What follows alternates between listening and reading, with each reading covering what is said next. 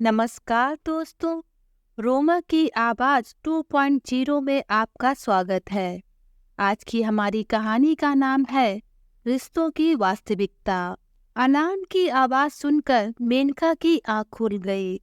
इस समय सुबह के 5 बजे थे। उसका उठने का मन नहीं कर रहा था। उसे कल रात सोने में बहुत देर हो गई थी। ननद ने अपने बेटी का जन्मदिन यही अपने मायके में मनाया था। केक से लेकर खाने का सभी सामान घर में उसे ही बनाना पड़ा था। फिर मेहमानों के जाने के बाद रसोई की साफ सफाई, बिखरे सामानों को रखना उठाना करते हुए उसे रात के 1:30 बज गए थे। मेनका फिर करवट बदल कर सो गई। दोबारा जब उसकी आंख खुली तो सुबह के 7 बज चुके थे। वह जल्दी से बिस्तर छोड़कर बाथरूम में चली गई। थोड़ी देर बाद वह तैयार होकर जब कमरे से निकलने लगी तो मन ही मन सोच रही थी कि आज उसका स्वागत सासू माँ के तानों से ही होगा और ननद रानी आग में घी का काम करेंगी। मेनका कमरे से निकलकर सीधे रसोई की ओर चली गई। जैसे ही वह रसोई के दरवाजे पर पहुंची तो उसे अपनी ननद की आवाज़ सुनाई दी, जो उसकी सास से कह रही थी, माँ आपने अपनी बहू को ज़रूरत से ज़्यादा छूट दे दी है। ये समय है बहू के उठने का। अभी तक महारानी जी सो रही हैं। उन्हें इतनी भी चिंता नहीं है कि अगर वह समय पर नहीं उठी तो सास ननद को चाय बनानी पड़ेगी। क्या उसकी माँ ने कोई संस्कार नहीं दिए हैं? उसे इतनी तमीज़ तो होनी चाहिए कि वह सुबह घर में सबके उठने से पहले उठे। हर बहू अपनी ससुराल में यही करती है। मैंने देखा है, आप भी तो घर में सबसे पहले उठती थीं। और आजकल की लड़कियों को देखो, उन्हें कोई शर्म ही नहीं है। सूरज सिर पर चढ़ आया है और महारानी जी अभी तक अपने कमरे से बाहर नहीं आई हैं।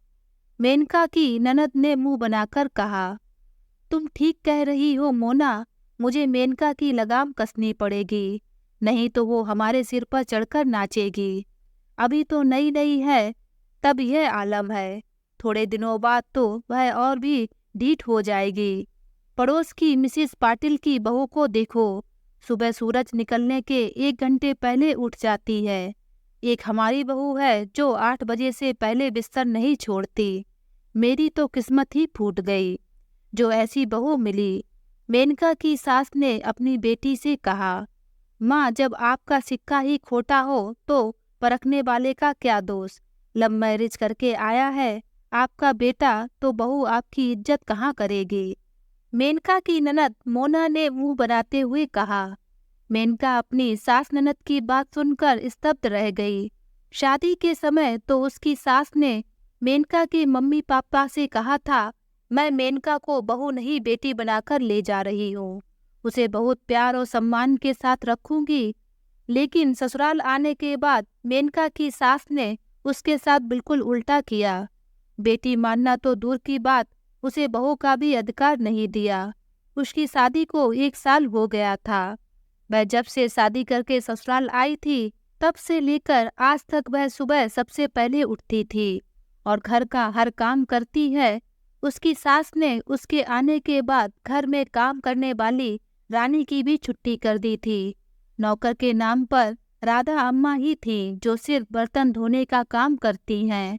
उनसे ज़्यादा काम नहीं हो पाता है। रानी जो घर के दूसरे काम करती, सासू माँ ने मेनका के आने के बाद उसे नौकरी से निकाल दिया था। मेनका सुबह से लेकर शाम तक पूरे घर का काम अकेले ही करती थी। उसने कभी भी कोई शिकायत नहीं की। ननद की शादी उसी शहर में हुई थी। वह अक्सर अपने परिवार के साथ मैके आ जाती और खाना भी खाती और रात का खाना पैक कराकर ले जाती। इस बार उनके बेटे का जन्मदिन भी घर में ही मनाए जाने का निर्णय लिया गया और खाने से लेकर केक तक की जिम्मेदारी मेनका को सौंप दी गई। मेनका ने सब खुशी खुशी किया। आज थकान के कारण उसको उठने में देर हो गई तो उसके किए कराए पर उसकी सास नंद ने पानी फेर दिया। क्या उसे थकान नहीं लगती? वह इंसान नहीं रोबोट है। अपनी सास ननद की बात सुनकर मेनका के चेहरे पर गुस्से की लहर दौड़ गई। उसने कहा कुछ नहीं, अपने को शांत रखा और रसोई में आ गई। उसे अचानक आया देखकर उसकी ननद सकपका गई। मेनका ने उनकी ओर ध्यान नहीं दिया।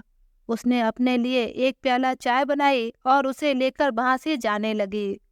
उसे वहां से जाते हुए देखकर सास ने तुनक कर कहा, कहाँ चल दी महारानी जी, नाश्ता कौन बनाएगा? माँ जी, मेरी माँ ने कोई संस्कार नहीं दिए हैं, इसीलिए मैं आराम करने जा रही हूँ।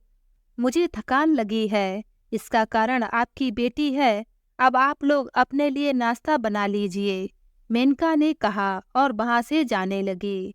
बड़ों से जुबान चलाना, क्या यही संस्कार दिए हैं तुम्हारी माँ ने? मैंने अपने बेटे का जन्मदिन अपने मायके में मनाया है, तुम्हें बुरा क्यों लग रहा है? अभी मेरे माता पिता जिंदा हैं, तुम कौन होती हो मुझे ताना देने वाली? ननद ने गुस्से में कहा। दीदी, यह आपका मायका है, यह मैं भी जानती हूँ। मैं भी इस घर की बहू हूँ, कोई नौकरानी नहीं। मुझे भी थकान लगती है, इंसान हूँ, कोई रोबोट नहीं कि आप लोगों ने बटन दबाया और काम हो गया। मैं हर दिन घर का पूरा काम करती हूँ, कभी कोई शिकायत नहीं करती। मैंने खुशी खुशी जन्मदिन का सारा काम किया, आप लोगों के बाद में सोने गई। आज सुबह नींद जल्दी नहीं खुली तो आप लोगों ने मेरे माता पिता के संस्कारों पर उंगली उठा दी। आप अपनी ससुराल में कितना काम करती हैं, आए दिन यहाँ चली आती हैं, जिससे आपको अपने ससुराल में काम ना करना पड़े। आपने जीजाजी से पैसा लिया और कहा कि आप होटल में जन्मदिन मनाएंगी, पर यहाँ सब कुछ मेरे मत्थे मढ़ दिया। मैंने वह भी किया, आपको मेरा एहसान मानना चाहिए, पर आप तो एहसान मानना दूर मेरे संस्कार पर प्रश्न चिन्ह लगा रही हैं। अगर अच्छा करने के बाद भी बुराई मिलनी है तो मुझे अब अच्छा नहीं बनना है। मैं अब उतना ही काम करूंगी जितना आसानी से कर सकती हूँ। मैं इंसान हूँ, कोई कठपुतली नहीं, मेनका ने गुस्से में कहा।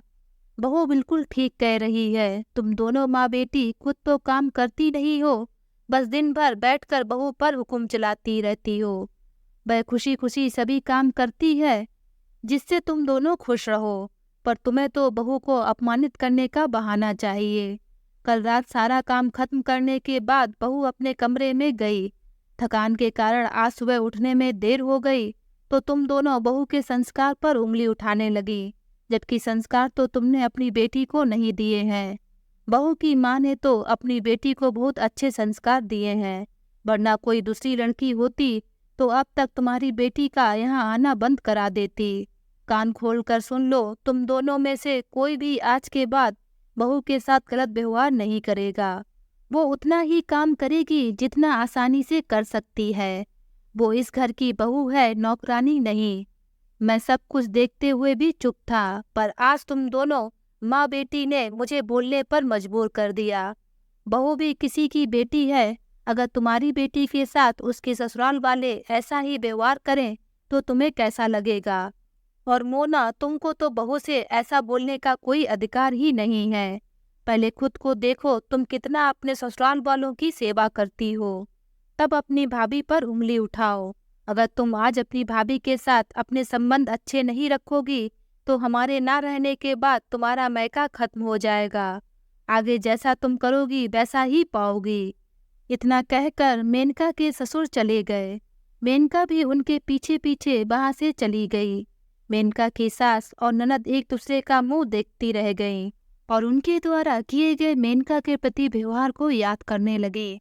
उन दोनों लोगों को भी एहसास हुआ कि वो मेनका के साथ बहुत गलत व्यवहार करती थी और अपने द्वारा किए गए व्यवहारों से सीख लेकर उन्होंने मेनका के साथ अपने रिश्ते को सुधारने का प्रण लिया। तो आज की ये कहानी आप सभी लोगों को कैसी लगी नीचे कमेंट बॉक्स में लिखकर मुझे ज़रूर बताएं। अगर ये कहानी आप सभी लोगों को अच्छी लगे तो प्लीज़ इस वीडियो को लाइक और शेयर ज़रूर करें और मेरे चैनल को सब्सक्राइब करना ना भूलें। तो फिर मिलते हैं एक नई कहानी के साथ। बाय।